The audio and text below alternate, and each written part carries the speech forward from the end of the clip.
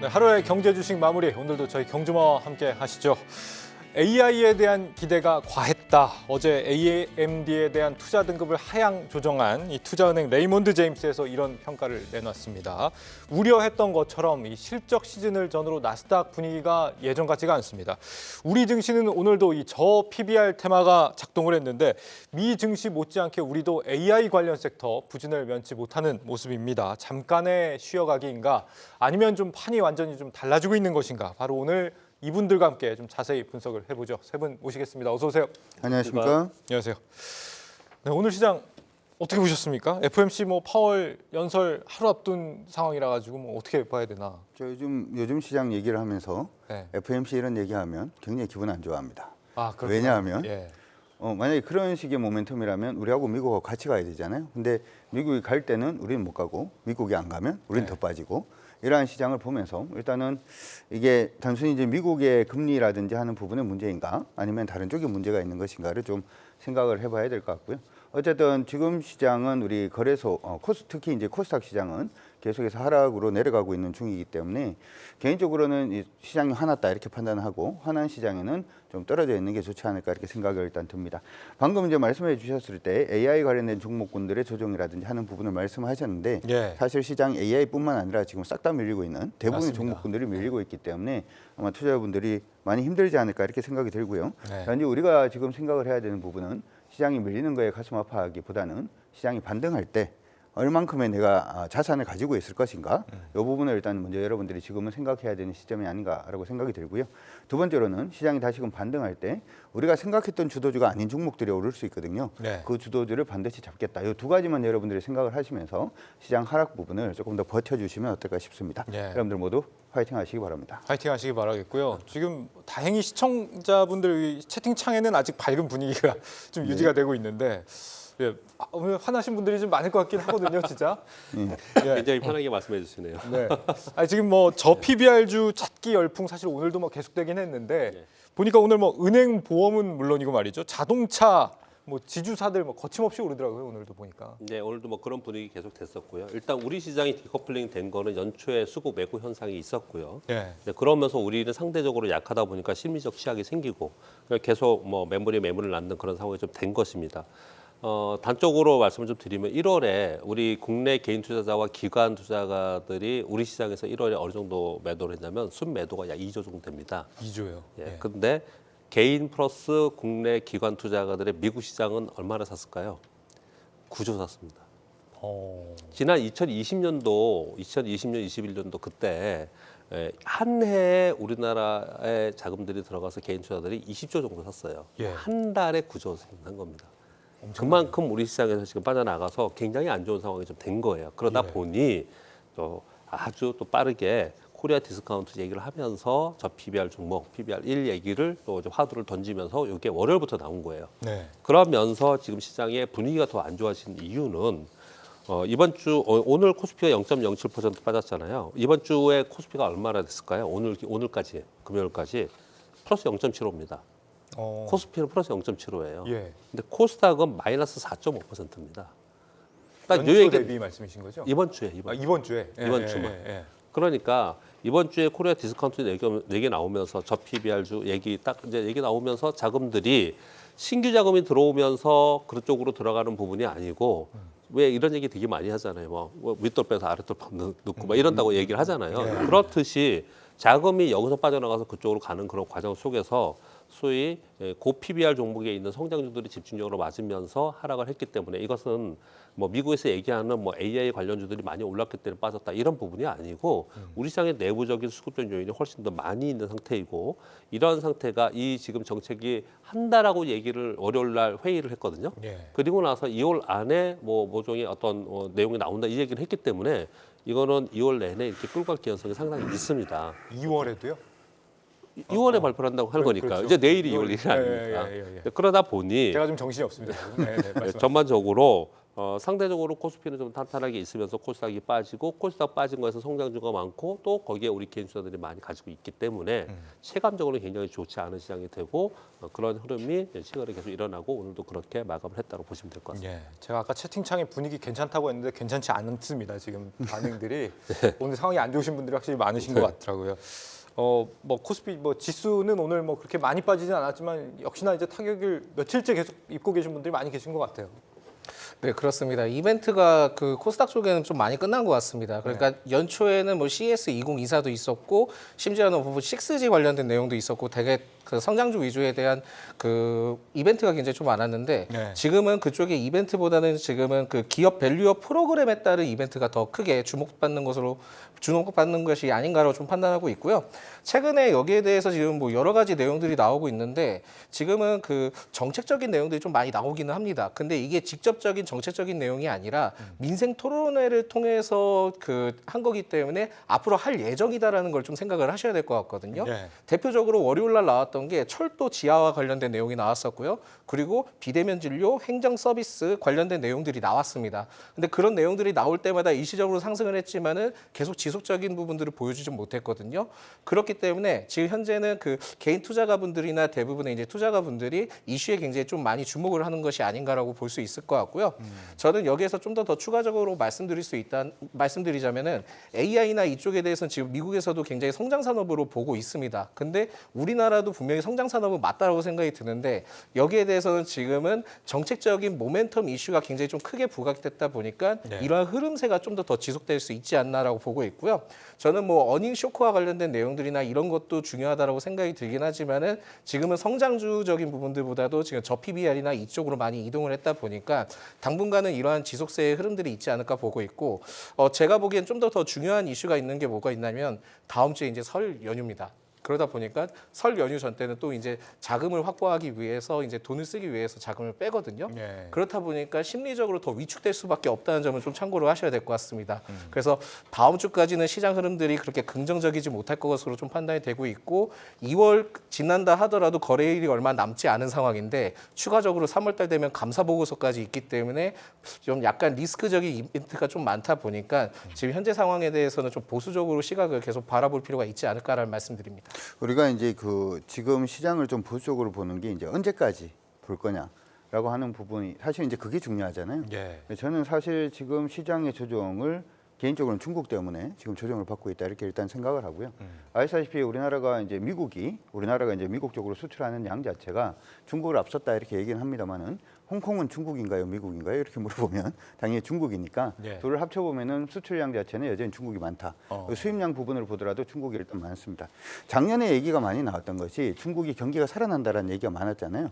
그러면 중국이 경기가 살아나면 당연히 외국인 자본이 중국으로 들어가야 될 텐데 예. 작년부터 시작을 해서 외국인 자금이 중국 안으로 들어가는 건 허용을 합니다만은 밖으로 나가려고 그러면 못 나가게 막거든요.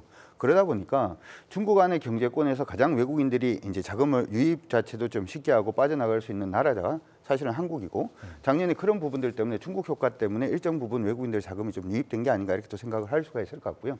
오늘 보니까 그런 얘기가 있더라고요. 중국 시장 우려가 되는 중국 시장보다 우리가 더 많이 빠졌다. 그래서 사실 이제 중국은 이번에 홍콩에서 이제 헝다가 파산 부분의 얘기가 나오면서 이 부동산 부분이 홍콩으로 번질 거냐. 이런 부분에 대한 리스크도 일단 있고 중국의 실질적인 경제 활동 부분을 보다 보면은 요즘 중국이 이제 취업이 잘 안 되지 않습니까? 예. 취업이 다음 달에 갑자기 잘릴 것 같다. 뭐 이렇게 얘기를 하면 이번 달에 돈을 쓸 수 있다 없다?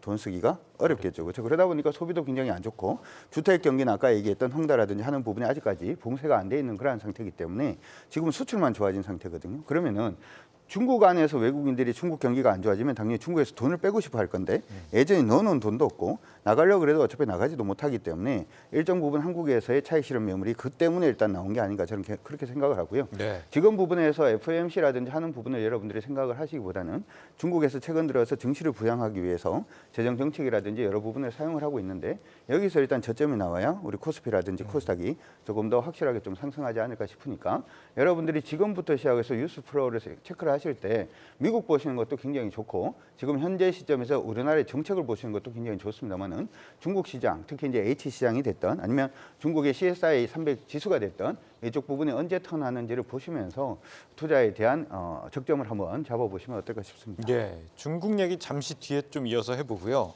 시장에 맞서지 마라 뭐 이런 얘기도 있잖아요. 지금 뭐 저 PBR이 어쨌거나 며칠간 지금 대세처럼 떠오르고 있기 때문에 이제는 저 PBR 투자를 좀 행렬에 우리도 좀 가담을 해봐야 되는 거 아닌가 이런 고민이 많아지거든요. 이사님 어떻게 생각하세요? 아까 말씀드린 대로 일단 이게 그냥 이렇게 하겠다라는 예정만 지금 돼 있는 상태입니다. 네. 2월에 구체적인 안이 좀 더 나올 것이다 했기 때문에 항상 시장에서는 이제 미래에 나올 이벤트가 있으면 그 이벤트까지는 그걸 가지고 끌고 가거든요. 그렇기 때문에 2월까지는 적어도 이런 영향이 있을 것이다. 시장에 이쪽으로 좀 매수세가 더 있을 것이라고 판단을 좀 합니다. 예. 그런데 이번에 뭐 총선이나 이런 걸 다 뺀다 하더라도 이러한 정책이 계획적으로 나왔고 얼마나 또 강하게 이게 추진이 될 것인가 그리고 얼마나 연속성이 있을 것인가가 이게 관건이거든요. 그렇게 연속성이 있으면서 우리 시장이 간다면 그러면 시장 전체가 성장주에서 그러면 저 PBR주 또는 가치주 이쪽으로 전체적으로 바뀌느냐 그렇지는 않아요. 네. 지금 전체적으로 그렇게 생각하는 여러분들도 많이 자료 보셨겠지만 사실은 그렇지 않고 일본 얘기를 자꾸 들잖아요. 일본 벤치마킹 얘기를 하잖아요. 근데 일본이 작년에 이제 거래소에서 요 제도를 썼죠. PBR 1 이하에서는 뭐 제도 개선 또는 개선을 할 방안들을 내놓아 이런 얘기를 지금 하고 있는 거잖아요. 예. 그러면 좋아졌다고 얘기를 하는데 지금 일본이 굉장히 좋다 보니까 이런 얘기를 하는 건데 그동안에 그러면 저 PBR주가 가장 많이 올랐느냐? 아니에요.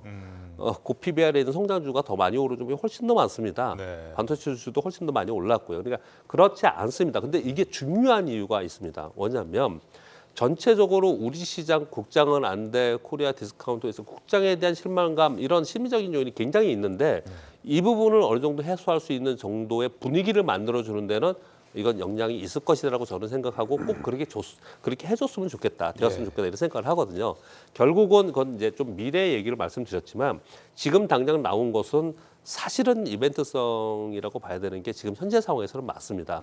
그렇기 때문에 이제는 성장주는 이제는 이제 끝났고 올해는 내내 이제 PBR이나 아니면은 이제 그 PBR 보면서 저평가 종목으로 가야 되느냐, 그것도 자산 대비 저평가를 가야 되느냐 그렇게 보는 것은 좀 아직 시기상조다. 저는 그렇게 보고 있습니다. 그렇게 보기엔 좀 어렵지만 그러니까 당분간은 좀 이 테마가 2월까지는 이런 예. 말씀 주고 계신 건데. 제가 오늘 그 어떤 증권사 리포트를 하나 봤는데 저 PBR주를 정리를 해서 이렇게 예, 보여주더라고요. 많이 요즘 해놓죠. 네. 예. 종목이 너무 많아요. 도대체 내가 재벌이 아니면 이걸 다 살 수 없다. 뭐 이런 생각을 일단 저도 해봤는데. 그거를 봤는데 네. 이제 미래세 증권에서 정리를 해준 거예요. 네. 뭐 기아, 삼성물산, 영원무역, OCI홀딩스 네. 보니까 이미 다 올랐더라고요.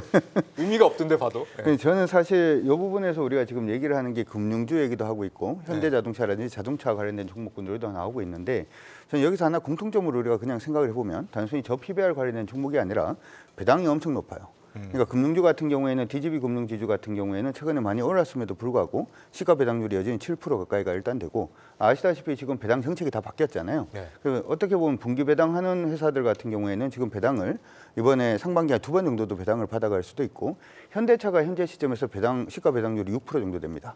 그러면은 경기가 굉장히 어렵다라고 얘기를 하면 많은 자본가들이 눈을 돌릴 수 있는 데가 바로 이제 배당 관련된 종목이고 배당 관련된 종목군들은 일반적으로 실적이 좋은데 주가가 위에 있기보다 밑에 있는 종목이 많지 않습니까? 네.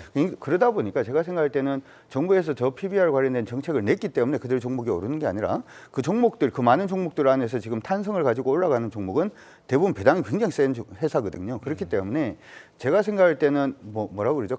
잘못 고쳤으면은 뭐 그게 좀 이상하다 뭐 이런 거 얘기를 하는 것처럼 네. 제가 생각할 때는 시장 안에서는 지금 배당에 굉장히 관심이 많다 이렇게 생각을 하시고 여러분들 관심 종목을 잡고 보시는 게 저는 어떨까 싶습니다. 예, 저도 좀 추가 의견을 드리고 싶은 게 지금 대표님과 이사님께서 이제 말씀하셨던 기업 밸류업 프로그램이잖아요. 근데 지금 어떻게 보면 시기가 좀 잘 맞아서 저 PBR이라고 얘기를 하는 거지 배당과 관련된 이슈가 좀 더 유력하지 않을까라고 판단이 되는데요. 저는 여기서 좀 더 그 어떻게 보면 말씀을 드리자면 저 그 기업 밸류 프로그램도 중요하다고 생각합니다. 국내 증시에서. 근데 AI 등의 그 성장 전망에 따른 업종에 대해서 기존에 정부 정책에서 나왔던 게 12대 국가 첨단 기술 관련된 내용이 나왔잖아요. 근데 그 내용이 나오고 지금 로드맵이라는 게 좀 명확하게 제시는 안 됐거든요. 네. 그렇다 한다면은 지금 현재 상황에 대해서 뭐 비대면 진료든 행정 서비스든 그런 거 다 좋습니다. 좋은데 재차 다시 한번 체크를 해서 가능 여부를 보는 게 좋을 것 같고요. 정부 입장에서 가능 여부를 체크하는 게 제일 중요할 것 같고 적용 기간을 좀 어느 정도 적용 기간 자체를 좀 단축시켜서 시장에 대한 본격적으로 좀 부각을 시켰으면 어떨까 생각이 듭니다. 그렇게 되면 지금 뭐 저 PBR과 관련된 이슈도 같이 상승할 수 있고 덩달아 지금 많이 조정받고 있는 AI 쪽에서도 일부 좀 하락폭을 막아줄 수 있지 않을까 보고 있거든요.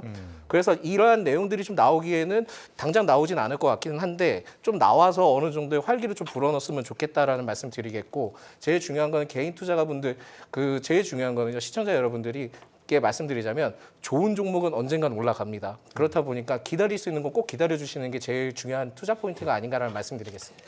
그런 의미에서 좋은 종목인지 나쁜 종목인지 아직은 모르겠는 그런 종목들이 있단 말이죠. 그러니까 뭐 일단 좋다고 알려져 있었던 우리가 흔히 뭐 얘기하는 한글과 컴퓨터, 폴라리스 오피스, 제가 뭐 특정 종목을 언급하는 건 별다른 이유가 있는 건 아닙니다. 오늘 많이 조정을 받은 종목에 대해서 말씀을 드리는 건데 꿈을 먹고 크는 기업들 있잖아요.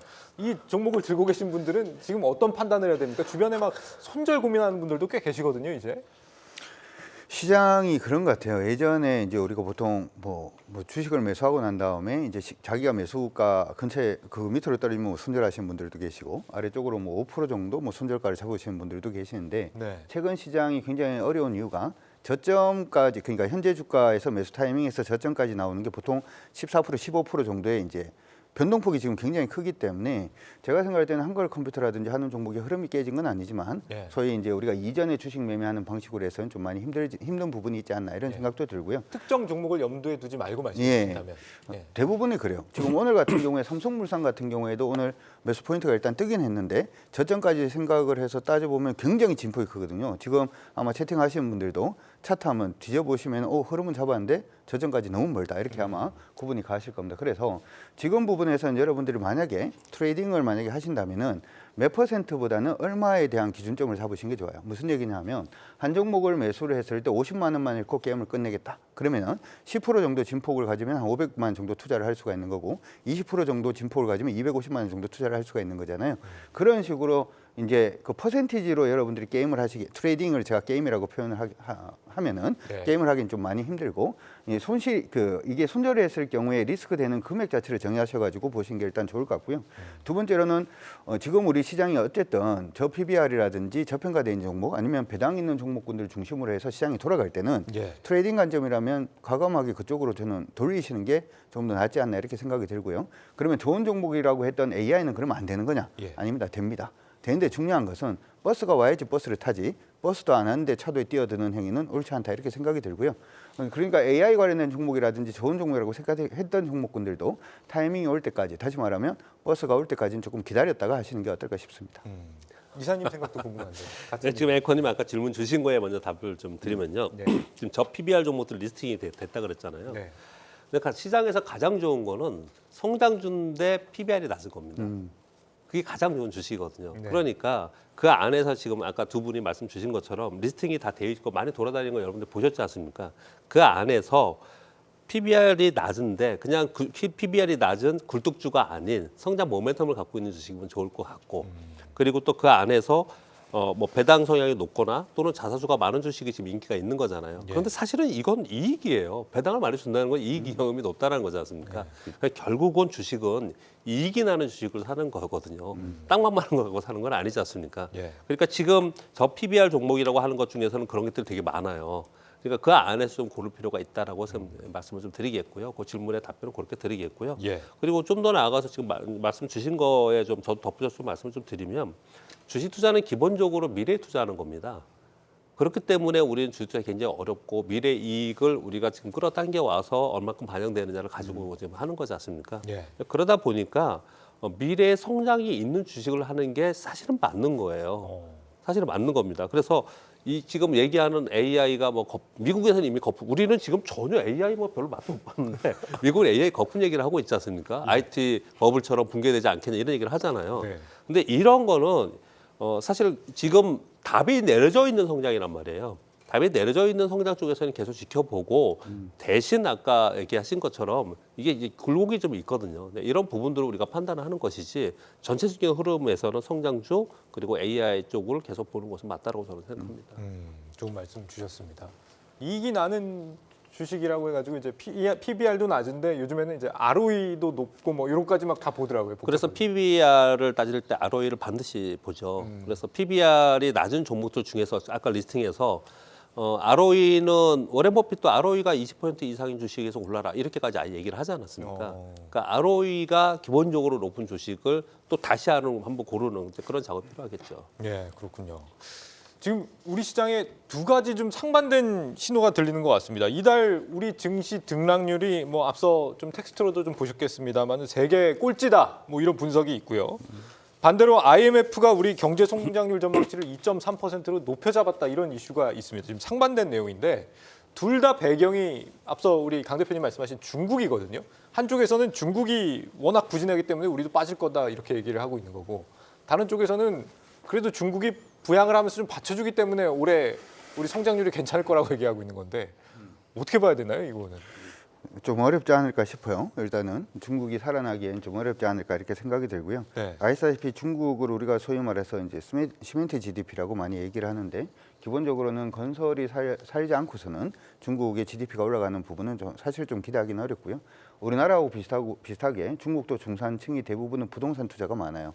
그렇기 때문에 부동산이 살아나지 않으면 그들의 소비력 자체도 그다지 높지 않다 이렇게도 생각을 할 수가 있기 때문에 그리고 한 가지 생각을 해볼 게 작년부터 시작해서 중국 계속 살아난다 그랬거든요. 네. 작년 상반기에 살아난다 그랬다가 작년 상반기에 안 살아나니까 하반기에는 살아날 거다 이렇게 얘기를 했죠. 그리고 네. 하반기에도 별로 안 살아나니까 네. 내년에는 지금 올해는 살아날 거다 이렇게 얘기를 하는데 이걸 그냥 믿고 뭐 우리의 소중한 자산 자체를 투자하기는 조금 어렵지 않나 이렇게 생각이 들고요. 중국의 지표 자체가 사실은 나와도 이게 마사지된 지표가 아닐까 이렇게 우려를 하는데 네. 그 지표라도 제대로 나오기 전까지는 조금 좀 중국에 대해서는 좀 보수적으로 보시는 게 좋지 않을까 싶습니다. 중국 경제 부진이 우리한테 얼마나 좀 치명적인 영향을 주고 있는지를 바로 보여주는 게 오늘 나온 이슈가 있어요. 바로 아모레퍼시픽 실적인데요. 지난해 영업이익이 좀 반토막 어닝 쇼크가 났고 LG 생활건강 여기도 뭐 이에 뒤질세라 4분기 또 반토막 영업이익이 났습니다. 중국에서의 화장품 사업은 이제 좀 한물 갔다고 봐야 되는 상황인 건지. 그 두 기업 모두 지금 탈중국화를 하기 위해서 많은 노력을 하고 있기는 합니다. 근데 이게 지금 정착을 하거나 비용적인 측면이나 그거를 다 계산을 할 수밖에 없어요. 그러다 보니까 시간이 오래 걸릴 수 있다는 걸 좀 참고를 하셔야 될 것 같고요. 그러다 보니까 ODM이나 OEM 업체들이 굉장히 좀 많이 부각을 받는 것으로 판단이 됩니다. 2020년대 그러니까 19년대부터 21년대 코로나가 이제 발생했던 시기가 있습니다. 그때 이제 기존의 그 이전에는 우리나라 뷰티가 중국 쪽에 많이 진출을 했었거든요. 그러면서 굉장히 기하급수적으로 매출도 많이 늘어났고 했는데 코로나 시기 때 중국에서 전체적으로 화장품 산업들이 굉장히 많이 발전이 됐습니다. 많이 발전이 되면서 심지어 이제 유통을 해서 들어왔을 때 그 중국에서 어떤 그 유통 그 업자분들께서 뭐라고 얘기하냐면 우리 단가 많이 낮출 수도 있으니까 요즘 그 마진율에 대해서 많이 낮출 수 있으니까 우리 입점 좀 해주세요라는 얘기들이 많이 들렸었거든요. 그래서 이 정도까지 가능한가라고 좀 얘기가 물어봤습니다. 그러니까 물어보니까 하시는 말씀들이 뭐냐면 중국 쪽에 화장품이 고도가 됐고 그걸 커차오 문화 때문에 더 이상 시장 침투하기가 많이 힘들었다. 그렇게 이제 얘기들이 나왔었거든요. 커차오 문화가 뭐예요? 그러니까 애국 소비 심리 같은 부분이죠. 예. 그래서 그것 때문에 많이 힘들어졌다. 그래서 이제 중국에서는 뷰티 쪽 사업이 굉장히 어렵기 때문에 오히려 지금 국내에서 단가를 낮춰서라도 입점을 시키겠다라는 내용들이 있었습니다. 그러면서 중국 우리나라 뷰티 시장이 좀 어려울 수 있겠구나 생각을 했었거든요. 근데 이제 전체적으로는 진짜 매출이 줄었고 그걸 통해서 지금 LG 생활건강과 아모레퍼시픽 등 그 탈중국화를 하기 위해서 많은 노력을 그때부터 시작을 했습니다. 근데 매출에 대한 부분들이 장기적으로 했을 때 중국 쪽에 워낙 의존도가 높다 보니까 실제 이거를 지금 수출을 바꾸려고 하다 보니 시간이 걸릴 수밖에 없는 거거든요. 근데 그 시간에 대해서 당연히 기다리기는 힘든 상황은 맞습니다. 그래서 아모레퍼시픽은 지금 굉장히 좀 많은 노력을 하고 있는데 네. LG 생활건강 쪽에서는 뷰티 쪽이 좀 많은 문제가 좀 발생이 되고 있는 걸로 알고 있습니다. 그렇기 때문에 여기에 대해서는 LG 생활건강이 뷰티만 살아준다, 잘 살아준다 하면 그러면은 이제 주가가 다시 올라갈 가능성이 있는데 아직까지는 좀 어려운 것으로 판단이 되고 있고요. 특히 지금 최근에 이제 쿠팡에 대해서도 집배송 관련된 그 로켓 배송이죠. 네. 로켓 배송과 관련된 내용이 나왔는데 전 깜짝 놀랐던 게 뭐냐면 CJ 제휴제당은 쿠팡에다가 그런 그 로켓 배송에 대한 거래를 아직 하지 않고 있습니다. 근데 쿠팡이 마진 단가를 낮추면서 LG생활건강과 이게 손을 잡았다는 거는 LG생활건강도 매출적인 부분들이 굉장히 아쉬워서 그런 부분들이 있다라고 생각이 들거든요. 그렇기 때문에 이게 지금 반영이 되는 시기를 좀 체크를 해보셔야 될 것 같고 LG생활건강에 대해서는 일단 지금 1분기 때 실적이 나오고 난 다음에 쿠팡에 대해서 판매가 어떻게 됐는지까지 지켜보고 난 다음에 주가의 흐름들이 상승할 수 있을지 없을지는 그때 가서 좀 판단이 되지 않을까라고 보고 있습니다. 예, 우리 시청자 김지민님께서 아모레 퍼시픽이 아니고 아물레 퍼시픽이다. 지금 굉장히 안 좋게 보고 계신 상황이에요. 근데 이거 하나 생각을 하셔야 되는 게 우리가 이제 중국에서 우리나라의 아모레 퍼시픽이라든지 LG생활건강이 굉장히 좋았잖아요. 네. 근데 로레알도 있고 굉장히 그런 기업들도 있었는데 왜 좋았을까 한번 생각을 해볼 필요성은 저는 있는 것 같아요. 네. 저는 사실은 이제 중국이 문을 연다라고 하더라도 아모레 퍼시픽이라든지 LG생활건강이 예전과 같은 영광을 가져오긴 좀 힘들다 이렇게 생각을 하는데 왜 그렇게 말씀드리냐면 로레알이라든지 하는 회사들이 있었음에도 불구하고 우리나라의 아모레 퍼시픽이라든지 LG생활건강이 소위 우리나라 한자 쓰는 한방 화장품이 우리가 있었던 거고 네. 중국 같은 경우에 중국의 한나라 할 때 한자를 쓰는 한방에 대한 이게 자부심이 굉장히 크지 않습니까? 근데 우리나라 한방이나 그쪽 한방이나 냄새를 맡아보거나 알 수는 없습니다. 그렇죠? 그러다 보니까 로레알이라든지 이런 회사들이 못 만드는 걸 갖다가 우리나라 회사들이 일단 만들었고 그게 중국에서 어떻게 보면 중국 한방으로 지금 통하면서 굉장히 많이 팔렸다 이렇게 생각을 할 수가 있는데 예. 방금 이제 말씀해 주신 것처럼 코로나 시기에 뭐 중국 화장품 중에서 샹하이 지아화라든지 다른 하는 화장품의 순위 자체가 굉장히 많이 올랐고 아모레 퍼시픽 같은 경우에도 중국 안에서의 뭐 7위, 8위 이렇게 순위가 지금 떨어져 있는 상태인데 그러면 지금 다른 화장품으로 우리가 로레알이라든지 아니면 중국의 로컬 회사를 이길 수 있겠는가라고 하는 부분에 하나 물음표가 있고 한방 화장품이 이미 이제 중국에서도 만들고 있기 때문에 그런 데서 이전과 같은 경쟁력을 가질 수 있겠느냐라고 하는 부분에서 또 하나 물음표가 있기 때문에 단순히 중국이 풀린다라고 해서 아니면 중국 경기가 좋아진다라고 해서 이들 화장품 업체들이 이전과 같은 실적 성장성을 보일까라고 하는 부분에 대해서는 네. 약간 여러분들이 보수적으로 보시는 게 저는 어떨까 싶습니다. 화장품 부분에 저도 잠깐 좀 말씀 좀 드리면요. 예. 아모레 퍼시픽이나 지금 LG생활건강이 그 알리익스프레스 네. 뭐 저가품 있는데 거기서 한국관 만들었는데 거기에 지금 들어갔다고 하잖아요. 그만큼 지금 급한 거죠. 그 동안에 이제 명품은 있었는데 준명품 비슷하게 중국에 들어가서 각광을 받은 부분이 좀 있었는데 중국이 지금 소비가 안 좋고 좀 예. 주머니에 돈을 꺼내지 않고 있는 상황인 거고 상대적으로 중국의 제품에 우리가 항상 그랬지 않습니까? 중국하고 우리의 관계는 그들의 제품의 질이 퀄리티가 올라오면서 그 높은 가격에 살 이유가 좀 없어진 거예요. 그래서 저도 지금 상황에서 중국이 우리 시장을 더 사준다. 지금 면세점도 계속 매출이 좀 줄어들고 있는 상황이거든요. 예. 중국인들이 우리나라 여행을 온다 하더라도 그런 부분들을 생각해 보면 좀 어려운 부분이라고 생각을 하고 반면에 아이러니하게 그 지금 보시면 전체 매출액에서 올해 매출이 굉장히 훨씬 우리 전체 품목 중에서 가장 매출이 는 쪽이 화장품이에요. 예. 그럼 왜 그랬냐면은 ODM을 통해서 가는 인디 브랜드들이 훨씬 더 각광을 받고 있고 올리브영이 얼마나 각광을 받고 있는지 여러분들 아시지 않습니까? 그러니까 이 화장품 업계도 굉장히 그 변화가 굉장히 커지고 있다 이렇게 좀 말씀을 좀 드리고 싶고요. 그리고 이거 지금 얘기하면서 중국이 거론이 되었기 때문에 중국을 잠깐 말씀드리면 아까 강 대표님 말씀을 주실 때 중국이 앞으로 좋아질 거다 얘기를 하면서 외국인들이 들어갔다가 다 호되게 당하면서 1월 달에 또 팔고 나오기도 하고 막 이랬습니다. 예. 근데 중국이 이제 또 급해진 거죠. 그러니까 여러 가지 정책들을 지금 내놓고 있는 상황이에요. 이거 우리 시장하고 연관을 해보면은 우리가 짧게 좀 말씀드리면은 일단 조금 더 길게 시장을 전세 놓고 볼 때는 우리 시장은 중국하고 완전히 별개로 갈 수 없습니다. 과거에 우리는 아침에는 나스닥 보고 점심에는 중국 상해 지수를 보고서 거래를 했어요. 여전히 우리는 우리의 소비나 이런 부분들은 수출에는 영향이 훨씬 더 많이 있는 그런 중국이 가까운 나라에 있는 것입니다. 근데 이거는 뭐 개인적인 감정이나 이런 부분들을 가지고 논할 문제가 아닙니다. 그래서 중국이 좋아져야 될지 우리가 좋아지는 분명히 있습니다. 우리 한국은행 총재께서도 계속 그런 얘기를 하잖아요. 우리나라의 수출과 우리나라의 올해 경제 성장률은 중국에 달려 있다. 이렇게까지 얘기를 하고 있는 거예요. 이거는 우리가 거부할 수 있는 상황은 아니란 말이에요. 예. 그러면 우리 시장의 시황을 한번 얘기를 해볼게요. 우리나라 시장이 지금 아까 말씀 주신 것처럼 반 소장님 말씀 주신 것처럼 다음 주 되면은 이제 우리 설 연휴 분위기가 막 잡습니다. 예. 그러면은 또 시장에 그때 방향 잡습니까? 어렵죠. 그럼 갔다 오면은 2월 중순 지나고 나서 이제 말돼요. 그럼 이제 3월로 바로 넘어갑니다. 이 3월이 굉장히 중요해요.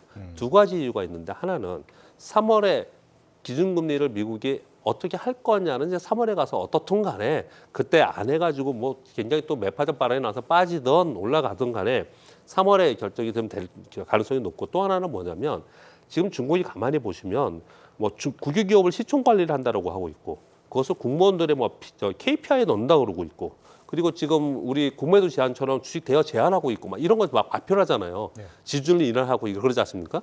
그런데 지금 LPR 금리는 지금 아직 안 내리고 있잖아요. 이거 왜 그러냐면 3월에 전인대가 있어요. 아마도 지금 미국의 대선을 앞두고 지금 정책 나왔다가 정책에 뭐 실패하거나 아니면 미적미적 거리면은 나중에 정책 쓸 게 별로 없어지거든요. 예. 제가 판단하기에는 지금 중국은 기다리고 있을 가능성이 굉장히 높다라고 생각을 합니다. 그래서 전인대회를 끝나면서 거기서부터 뭔가 얘기를 하면서 움직일 가능성이 있어요. 그래서 만약에 중국이 좋아진다면 3월 이후에 움직일 가능성이 상당히 있습니다. 그런 시간의 타이밍들을 보면서 중국을 좀 바라보시면 좀 좋지 않을까 이렇게 생각을 좀 합니다. 그래서 우리 시장을 보면서 굉장히 답답하고 그렇지만은 지금 어떻게 할 수 있는 게 아니에요. 지금 어떻게 우리 시장 자체도 할 수 있는 상황이 아닙니다. 그러면 외부의 이벤트들이 어떤 이벤트들이 어떤 우리한테 시그널을 주거나 충격을 줘야 되거든요. 예. 이런 것들이 뭘 있는가를 좀 살펴보시면서 투자 전략을 좀 가져가야 되지 않을까 생각합니다. 좋은 말씀 주셨고요.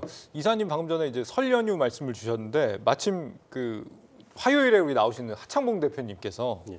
시간에 지금 항공주가 강하다 이 말씀을 여기 채팅창에서 주고 계시거든요. 이 아무래도 이제 일본 쪽에 이제 저희 방송을 계속 보고 계시군요, 하 대표님. 네, 아무래도 일본에서 이제 기업 합병 승인 건이 나왔지 않습니까? 요거 때문에 뭐 좀 좋은 모양인데 아무래도 이제 2월에는 연휴도 있고 항공주 관점에서 단순히 어떻게 그것 때문에 네. 강한 건 아니고요. 네. 우리 아시다시피 지금 홍해 쪽에 선박 물류가 좀 막히는 부분이 일단 있고 네. 그래서 아프리카 쪽으로 뭐 돌아가니 뭐 이런 얘기들이 있지 않습니까? 근데 그것 때문에 지금 반사 이익을 얻고 있는 게 지금 그 항공카고 그 항공 쪽이 화물 쪽이 굉장히 조금 좀 수혜를 받고 있다 이렇게 얘기를 하고 있고요. 예. 지금 올해 들어가지고 벌써 코로나 때 화물 운송 자체는 이미 넘어섰고 11% 정도 더 많이 이제 운송이 되고 있다 이런 얘기들도 일단 나오고 있기 때문에 이러한 부분에서도 일단은 대한항공이 조금 뭐 시장 안에서 좀 흐름을 잡고 있는 그런 모습이 아닌가 싶고요. 최근 들어서 이제 인천공항의 출입국 부분을 일단 보게 되면 이것도 거의 코로나 때 90%에 지금 육박하는 그런 모습도 일단 보여주고 있기 때문에 항공에 대한 기대감이 좀 커졌다 이렇게는 말씀을 해드릴 수가 있는데 지금 일본 쪽에 이제 통과를 하면 그걸 끝은 아니지 않습니까? 네. 유럽하고 또 남아 있기 때문에 그쪽에 통과 부분을 또 체크를 해야 되지 않나 싶고 묘하게도 지금은 가장 크게 수혜를 볼 수 있는 건 대한항공이 아닌가 싶은데 대한항공은 아직까지 흐름은 지금 못 잡고 있고 얼마 전에 또 지니어가 실적 얘기가 나오면서 사상 최대 실적도 일단 얘기가 나오고 있기 때문에 항공이라든지 여행업종, 특히 하나투어는 요즘 밀리지도 않고 있거든요. 그쪽에 대해서는 여러분들이 틈새가 될 수는 있으니까 한번 관심을 가지고 보시는 정도가 어떨까 싶습니다. 알겠습니다. 하 대표님 제보 감사드리고요. 고맙습니다. 네. 자, 지금 계속 이 얘기를 좀 이어가 보면요. 내일이면 이제 우리나라 그 1월 달 수출 실적이 이제 나온단 말이죠.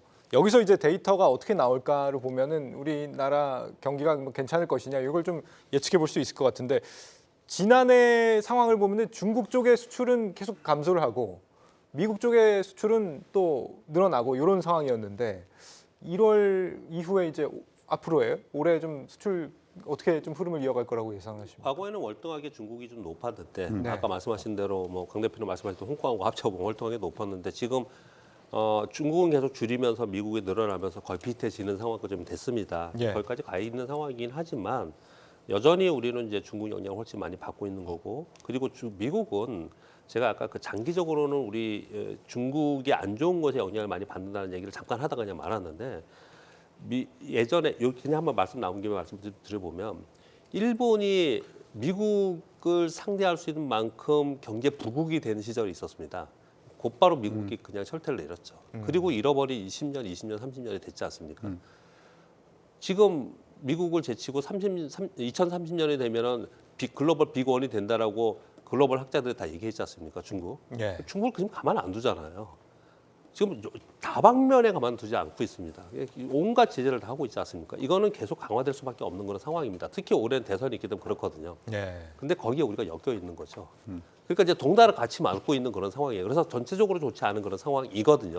그러면 우리는 중국에서 이런 정말 단순한 생각하면은 우린 중국에서 다 나와가지고 빨리빨리 나와가지고 실제로 현대차도 나오고 있긴 하지만 다 나와서 그냥 우리 미국으로 가자 이런 얘기를 하는데 네. 미국은 중국은 제재하고 우리는 살려주지 않는다니까요. 그렇게 하지 않아요 지금 정책이. 그 정책 속에는 우리도 같이 안 좋은 정책이 있기 때문에 우리가 지금 힘든 상황인 거거든요. 이건 장기적 시황에서 이제 보는 관점이거든요. 결국은 우리는 중국의 시장이 좋아지는 부분도 있고 중국의 경기가 좋아지는 부분도 있고 이런 부분이 좋아져야 되는 부분을 우리 영향을 상당히 많이 받는다라는 걸 꼭 전제로 말씀드리고 싶고요. 네. 수출입 지표 나오면은 거의 대부분 요즘 지표들 나오는 거 보면은 두 가지로 생각할 수 있습니다. 임의 소비재 쪽은 안 좋고 필수 소비재는 상대적으로 좀 좋고요. 그건 왜냐하면 경기가 둔화되는 모습이 있기 때문에 그렇습니다. 예. 근데 그런 부분이 상대적으로 있고 또 수출은 상대적으로 좀 좋고 그 안에서도요 품목을 보면 그리고 내수에 많이 들어가 있는 것들은 상대적으로 좋지 않은 그런 모습을 나타내고 있어요. 이번에 지금 삼성전자 실적 발표 좀 이따 할지 모르겠지만 예. 삼성전자 실적 발표하면서 이번에 4분기 실적이 상대적으로 좋았죠. 네. 시장 컨셉보다 4분기께 지금 그 비트그로스가 좋게 나왔습니다. 이렇게 좋게 나온 이유가 전체적으로 삼성전자 나왔다는 얘기는 물론 서버 때문에 그렇다고 하지만 아마도 이번에 수치에서도 뭐 반도체를 비롯해 조선, 자동차 이쪽은 상대적으로 좀 좋게 나오고 내수 쪽에 있는 쪽은 상대적으로 안 좋게 나올 가능성이 있거든요. 이거는 사실은 지난해 4분기에 한국은행 총재께서 계속 얘기를 해준 겁니다. 내년에 우리 시장은 수출을 바라보고 갈 거고 내수는 마이너스다. 이게 깎아 먹으면서 갈 거다. 이렇게 얘기를 했거든요. 비슷하게 나오지 않을까 생각합니다. 예. 말씀하신 그 반도체 얘기로 계속 이어가고 가볼까 하는데 삼성전자 오늘 실적 나온 거예요. 저 반도체 적자는 2조 원 규모로 여전하긴 합니다만 흑자 전환했다는 거잖아요. D램이. 이게 업황이 좀 착실하게 그래도 개선되고 있다는 게 아닌가요, 부장님? 네, 개선은 되고 있는 건 맞는 것 같습니다. 근데 결국은 그 중요한 코멘트가 좀 몇 가지 있었던 것 같은데 오늘 좀 하락을 한 이유는 제가 보기에는 기존의 그 감산에 대한 기조 계속 유지를 하는 것 때문에 좀 영향을 받은 것 같거든요. 네. 근데 원래 이제 다른 이제 소부장 업체들도 계속 좀 신경을 썼던 게 뭐였냐면 감산에 대해서 이거를 좀 어느 정도를 완화를 하고 좀 풀리지 않을까라는 걸 좀 예측을 했습니다만 계속 제가 SK 하이닉스도 좀 기조를 계속 좀 유지를 하고 있고 삼성전자도 이러한 내용이 있다 보니까 좀 약간의 좀 실망감이 나온 것이 아닌가라고 판단이 되고 있고요. 수출입 관련된 부분들은 제가 이제 작년 한 7월 때부터 계속 그 수출입 동향을 봤었거든요. 그 당시 때 이제 그 삼성전자를 논외로 두고 저번에도 이제 말씀드렸지만 국내 반도체 수출액이 그 1분기 때 한 60억 달러 정도 됐다 하면은 작년 기준입니다. 계속 이제 연이어 올라갔었습니다. 그러면서 12월 때 제가 알기로 110억 달러 수출을 좀 그 찍혔던 걸로 알고 있는데 그만큼 지금 이러한 수출들이 계속 좀 증가가 된다 한다면은 그 DS 부분만 좀 어느 정도 해결이 되면은 그래도 괜찮지 않을까라고 보고 있습니다. 그래서 지금은 반도체 수출입에 대해서는 뭐 내일 발표가 나오겠지만 저는 오히려 수출이 좀 더 증가하지 않았을까 보고 있고 이사님께서 아까 말씀하셨던 전반적으로 작년에 조선하고 조선과 자동차 역시 굉장히 좋았거든요. 역시나 그쪽에서도 수출이 굉장히 좀 좋을 가능성이 높습니다. 그렇기 때문에 그쪽에 대한 그 매출이나 수출적인 동향을 파악을 했을 때는 아직까지는 성장세를 좀 더 유지하지 않을까 보고 있고요.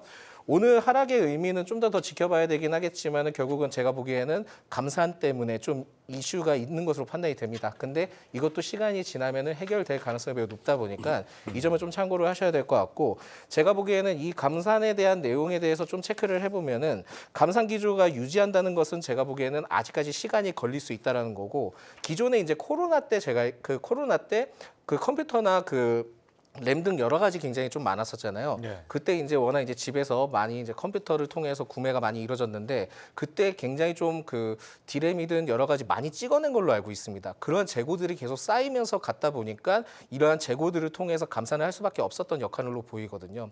그렇다 보니까 이게 좀 시간이 계속 좀 지나가야 되는데 아직까지 그게 근본적으로 해결되기까지는 시간이 좀 더 걸릴 수 있다라고 봅니다. 그렇게 되면 HBM 쪽에서 먼저 이제 성장을 더 크게 보이고 그런 다음에 어느 정도의 그 감산에 대한 부분들을 좀 어느 정도 해결하게 된다 한다면 그때 좀 좋아지지 않을까라고 생각이 들고 있습니다. HBM 쪽은 4분기에 뭐 판매량이 3.5배 늘었다 뭐 이런 얘기도 나오는 것 같은데 네. 그러니까 상반기에 차세대 HBM이죠. HBM3 E도 이제 양산에 들어갈 수 있다는 얘기를 하고 있잖아요. 하이닉스 기술력을 지금 삼성전자가 많이 빠르게 좀 추격하고 있다 이렇게 이해를 하면 되나요? 일단 추격을 해도 보통은 이렇죠. 우리가 지금 그 TSMC라든지 하는 쪽에서 네. 원래 매출처가 있는데 거래선이 있는데 이게 누가 빠른 기술력을 가지고 왔다고 곧장 그걸 바꾸고 그러지는 않습니다. 어쨌든 올해는 삼성전자가 이제 HBM에 있어서 하이닉스를 얼마만큼 따라잡을 수 있느냐라고 하는 부분이 일단 중요하지 않나 이렇게 생각이 들고요. 근데 저는 이런 생각을 해봅니다. 지금 삼성전자가 이번에 어닝 쇼크가 있어서 밀렸다 이렇게 생각하지는 않고 있고요.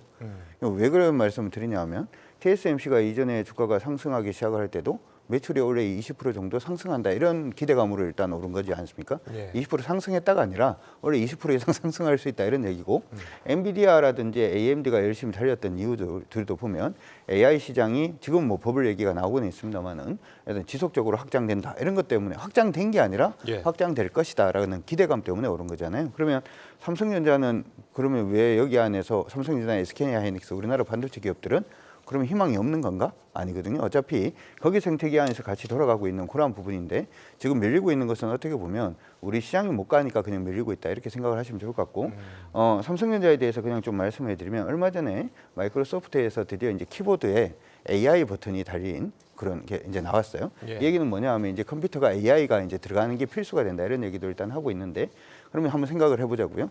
AI가 제대로 들어가기 위해서는 지금 기존에 있는 D램이라든지 CPU, GPU로는 안 돼요. 이 컴퓨터를 바꿔야 된다는 얘기가 되거든요. 근데 옆집 친구 집은 일단은 AI가 되는데 우리 집 거는 AI가 안 돼. 그럼 바꿔줘야 됩니까? 안 바꿔줘야 됩니까? 이건 바꿔줘야 되잖아요. 네. 그러니까 어떻게 보면 이 AI라고 하는 게 기본적으로는 PC의 이제 교체 주기 자체를 당길 수가 있다라는 부분 때문에 반도체 D램이라든지 아니면은 그런 부분이 좀 좋아질 수가 있고요. 그다음에 온 디바이스 AI 같은 경우도 한번 생각을 해보면 이것도 디바이스의 AI가 돼야 된다는 얘기니까 이 얘기는 디바이스가 일정 부분의 저장 장치를 달아야 된다는 거죠. 여기서 우리가 SSD라든지 낸드 프레시 메모리가 조금 더 성장할 수 있다. 이런 부분들 일단 생각을 해볼 수가 있고 원래 이제 삼성전자의 그 S24부터 뭐가 달리기 시작했냐면 원래는 여기서부터 시작한 건 아니죠. 구글에서 먼저 시작한 것 같네요. AI가 이제 시작을 이제 했습니다. 그러면 예전에는 내 거는 내 거는 게임이 안 되는데 옆에 친구 거는 게임이 되면 바꿔야 되죠. 네. 근데 이제는 옆에 친구 거는 AI가 되는데 내 거는 안 되면 이것도 바꿔야 되거든요. 그래서 지금 사실 이제 스마트폰 같은 경우에도 재고가 작년부터 AI가 나오기 전부터 시작해서도 네. 계속 좀 줄고 있기 때문에 삼성전자는 어떻게 보면 올해부터 시작해서는 전 전방위적으로 굉장히 좀 좋아질 가능성이 높지 않나 이렇게 생각을 합니다. 단지 이제 문제가 되는 거는 네. 회사는 좋아지는데 주가는 좋아질까? 라고 하는 부분에 저는 약간 좀 대외적인 리스크 때문에. 아니요, 수급적인 문제들 때문에 아까 이제 말씀하신 것처럼 우리 시장에서 외국인들이 굉장히 강하게 들어오기가 좀 힘든 중국하고 연계가 돼 있는 부분이다 보니까 수급이 약간 좀 그 문제가 일단 있기 때문에 삼성전자라는 기업은 굉장히 좋아지는데 그만큼 수급이 뒷받침이 되면서 주가가 올라갈까라고 하는 부분에 약간 물음표가 있다 이렇게 말씀드리도록 아니, 하겠습니다. 파운드리 쪽은 좀 안 좋은 느낌이던데요. 올해 이제 고객사들의 재고 감축 기조 속에서 실적 개선세가 더딜 전망이다. 삼성에서 이렇게 밝혔는데 고객사 재고 감축 기조라는 게 무슨 의미일까요, 이사님? 오늘 삼성전자가 그 4분기 D램 흑자 전환을 했다고 했는데 그 대답 드리기 전에 잠깐 얘기하고 네. 이어서 하겠습니다. 그랬음에도 불구하고 오늘 삼성전자 2% 정도 하락했잖아요. 네. 코스피가 오늘 약밥 정도 수준이죠. 근데 그럼에도 불구하고 삼성전자 많이 빠진 거 오늘 실적 발표하면서 아예 커퍼런스 콜을 했잖아요. 네. 근데 여기에서 이제 키워드가 이제 세 가지만 한번 딱 말씀드려볼게요. 첫 번째, 연간으로 봤을 때 비트그로스가 제한적이다 이렇게 얘기를 했어요. 그러니까 굉장히 보수적인 거예요. 올해 전망에 대해서 사실 좋게 얘기를 하지 않는 겁니다. 전망 자체가 좀 제한적인, 좀 어두운 전망을 한 겁니다. 예. 투자는 AIM, HBM과 DDR5만 하겠다. 다른 쪽은 제한적으로 하겠다. 이렇게 계속 얘기를 하고 있어요. 제한적이라는 표현을 굉장히 많이 썼습니다. 오늘 내용들을 보면은. 그리고 공급도 진성 수요 위주로 공급하겠다. 이렇게 얘기를 했습니다. 그러니까 이 중간상이라든지 아니면은 도매점들이 이 반도체를 사서 쌓아놨다가 수요가 생기면 거기다 팔겠다. 이게 아니고 진짜로 쓸 곳에만 이제 먼저 주겠다, 먼저 하겠다. 그러니까 재고가 쌓이는 거를 원하지 않는다 이렇게 얘기를 하고 있는 거거든요. 이 얘기는 뭐냐면 말 안 해서 그렇지 재고가 많이 있는 거예요. 재고 많이 있는 겁니다. 지금 이제 그런 얘기들을 하고 있는 거예요. 이걸 종합해서 가만히 시장에 있는 참여자들이 다 선수들 아닙니까? 여기 봤더니 야 이거 어렵구나. 올해 삼성전자가 확 좋아지기 어렵겠구나 이렇게 판단을 한 게 오늘 하락을 하게끔 만들지 않나 이렇게 생각을 좀 하거든요. 예. 그렇기 때문에 여기에 대한 결론을 좀 말씀드리면 월가에 나온 자료들 보면은 제가 이제 지금 표가 없으니까 손으로 한번 그려드려 볼게요. 예. 실적을 어떻게 얘기하냐면 엔비디아는 직각으로 올라서 플랫. 그러니까 엔비디아는 직각으로 오르잖아요 주가가 지금. 실적을 그렇게 매출을 그렇게 보더라고요. 예. 직각으로 올라서 플랫 이렇게 보고 있고요. 인텔은 상당히 안 좋게 보더라고요. 45도로 하향. 인텔을 그렇게 많이 보고 있고요. 그리고 삼성전자, SK하이닉스, 마이크론, 뭐 퀄컴 이런 나머지 반도체들은 약간 올랐다가 플랫했다가 나중에 올라가는 아까 강 대표님 얘기한 것처럼 향후에는 굉장히 좋을 가능성이 되게 있거든요. 그러니까 올랐다가 플랫했다가 올라가는 이 플랫 자리가 있을 거라고 많이들 보더라고요. 예. 그렇게 차트를 그려가면서 많이 보거든요. 그 내용에서 보면은 우리 지금 삼성전자가 딱 지금 플랫탄에 들어가 있는 가능성이 상당히 높다. 그렇게 보시면 이해가 될 것 같고요. 그것과 연관되어서 질문에 답변을 드리면 예. 오늘 노원창 의원이 그래도 이 업계에서 유명하지 않습니까? 또 없는 분을 제가 말씀드리기 좀 그렇지만 오늘 자료들을 내고 이제 여러 가지를 많이 내렸습니다. 네. 보면서 올해의 반도체를 어떻게 보냐면 반도체 산업 섹터 내에서 차별화와 극단화가 양극화가 심해질 거다 이런 표현을 많이 쓰고 있습니다. 그러니까 AI양 반도체 쪽으로 먼저 갔던 쪽 그래서 자꾸 우리나라에서 이런 얘기를 하죠. SK하이닉스가 오르면 둘 다 만약에 반도체가 오르면 SK하이닉스가 더 많이 오를 거고 만약에 빠지면 삼성전자가 더 많이 빠질 거다. 삼성전자 많이 갖고 계시는데 좀 안타까운 얘기지만 그렇게 제가 한 얘기가 아니고 애널리스트들이 그렇게 얘기를 많이 하고 있거든요. 그러니까 양극화될 가능성이 높다라는 거예요. SK하이닉스하고 삼성전자도 그렇게 보고 있거든요. 예. 아까 그 파운드리 얘기하셨잖아요. 예. 거기서 지금 이 대답을 드리려고 하는 거예요. 그 양극화가 지금 삼성전자가 거기 빨리 따라가지 못하고 있는 것 때문에 이걸 시간이 걸려서 그걸 차이를 쫓아가는 거지. 삼성전자 맨날 그 얘기 하잖아요. 우리가 삼성전자야. 곧 쫓아갈 거야. 이런 표현을 쓰지 않습니까? 네. 근데 이미 지금 엔비디아는 2024년에 할 매출을 할 것까지 지금 이 수주를 다 받아놓고 그걸 벌써 수주까지 다 줬단 말입니다. 근데 이런 상황 속에서 거기서 다 못 만들기 때문에 다른 벤더도 찾고 있는 상황이지 않습니까? 이걸 거기서 이미 벌써 못 쫓아갔어요. 그러니까 올해 한 해를 보면은 TSMC하고 삼성전자의 격차는 훨씬 더 벌어질 가능성이 있다라는 분석들을 많이 내놓고 있습니다. 그렇군요. 이걸로 가름하겠습니다. 자, 그리고 내일 새벽에 이제 대망의 FOMC 금리 결정 결과가 나옵니다. 이 얘기를 좀 빠르게 짧게 좀 해봐야 될 것 같은데 나스닥이 일단 좀 심상치 않은 것 같습니다. 지금 뭐 AMD 일단 실적이 좀 부진했고요. 알파벳은 광고 매출 쪽이 뭐 부진했다 그러고 애플은 뭐 중국 쪽 이슈 때문에 또 부진했다 그러고 그래서인지 요즘 나스닥 좀 심상치가 않던데요, 지수가 신통치가 않은 것 같은데. 네, 그런 것 같습니다. 그래서 원래는 조기 금리 인하 기대감이 굉장히 좀 나왔던 건데 네. 이게 지금 생각보다 하락 조기 인하 기대에서 빠르게 하진 못할 것 같습니다. 그래서 이게 첫 번째 원인으로 좀 보여지고 있고요. 패드워치의 경우에도 뭐 3월 동결 가능성을 좀 점치고 있다 보니까 이러한 네. 영향을 좀 받은 것으로 보이는데 이게 지금 MS에 대해서는 어떻게 보면은 월가 예상치보다는 좀 웃도른 것으로 판단이 되지만은 반면에 이제 구글의 경우에는 광고 수익에 대해서 예상보다 좀 낮은 것으로 판단이 되고 있거든요. 그러니까 여기에서 좀 잘 체크를 하셔야 될 게 뭐냐면 우리나라 관련된 기업들은 결국은 지금 미국에도 영향받고 중국에도 영향받고 심지어 일본에도 영향받고 다 영향받잖아요. 동서남북 다 그냥 그러다 보니까 여기에 대해서도 영향은 분명히 받을 것으로 판단이 되는데 외적인 영향도 같이 받을 가능성이 높습니다. 그래서 일단 지금 금리에 대해서는 뭐 어쨌든 인하에 대한 기대감이 아직까지 좀 이전에 있었다가 좀 줄어든 건데 동결 가능성, 일단은 제일 중요한 거는 금리 인상 가능성은 없잖아요. 그러니까 아직까지는 좀 희망을 걸어볼 수 있지 않을까라는 말씀드리겠습니다. 상당히 눈치를 많이 보는 한국 시장인데 지금 이 부분이 좀 헷갈립니다. 빠르게 짧게 한 1분씩만 여쭤보고 끝낼게요. 그러니까 지금 미국에서 굉장히 좋은 경제 지표가 많이 나오는데 막상 뭐 실적도 부진하고 게다가 뭐 최근에 뭐 고용은 잘 나왔는데 뭐랄까요? 해고하는 사람들도 막 늘어나고 소위 뭐 신용카드 연체율도 막 늘고 있다 그러고 어떻게 봐야 됩니까? 미국 시장을 지금. 그러게요. 저는 주식 전문가인데 네. 일단은 이렇게 생각을 하시면 좋을 것 같습니다. 시장 안에서는 어찌되었든 이번에 절투 보고서라든지 하는 부분이 일단 미국의 경제 자체가 경착륙이라든지 하는 부분보다는 일단 경기가 여전히 좀 긍정적이다 이렇게 보는 것 같고 경기가 긍정적이면은 수요가 일단 증가할 수가 있고 그러면 인플레이션 자극할 수 있는 부분이 일단 있는데 그러면은 이제 금리를 인하를 안 할 가능성이 높겠죠. 네. 실질적으로 연준에서 이제 공통적인 의견을 보면은 원래 하반기에 일단은 금리 인하라든지 하는 부분을 보통 생각을 많이 했는데 우리 JP 모간이라든지 투자은행에서는 기본적으로 3월 달부터 금리 인하를 일단 점친 게 아닌가 싶습니다. 어쨌든 환경이 조금 바뀌고 있기 때문에 금리 인하 부분에 대한 코멘트 자체는 조금 더 조심스럽게 나오지 않을까 이렇게 개인적으로 생각합니다. 예. FMC에서 나올 만한 얘기가 좀 어떤 게 있겠습니까, 이사님? 뭐 PC 2.9 나왔으니까 뭐 인하도 되지 않겠냐. 그런데 4Q GDP 3.3 나왔고 컨퍼런스 보드 뭐 소비자 기대지수 114 나왔고 경기가 이렇게 좋은데 뭐 금리 인하 뭐 빨리 할 필요가 있어. 이 양쪽이 상충되고 있지 않습니까? 그렇기 때문에 3월은 시장에서 기대하는 인하보다는 동결 가능성이 맞지 않는가 뭐 개인적인 생각이고요. 예. 그런데 그보다 더 중요한 것은 3월에 금리를 동결하냐 인하하느냐 오히려 뭐 동결이 전 더 낫지 않을까 생각을 하고 인하보다는요. 그거보다는 5월에 인하 가능성에 대해서 어떤 코멘트를 하느냐 첫 번째 이거 하고요. 두 번째는 더 중요한 거는 QT입니다. QT. QT 월 950억 달러씩 지금 QT 양적 긴축을 하고 있는데 예. 근데 이 부분을 언제쯤 줄일 거고 그리고 언제쯤 중단할 거냐. 이 시장의 유동성을 제공하는 건 금리 인하만 갖고 하는 게 아니고요.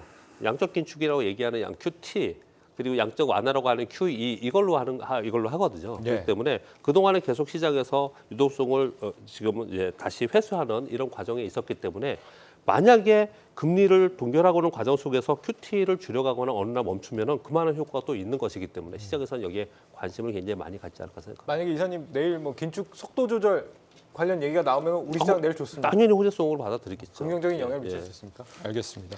일단 뭐 내일 FOMC 결과 보고 나서 또 얘기 나누시죠. 내일 뵙겠습니다. 고맙습니다.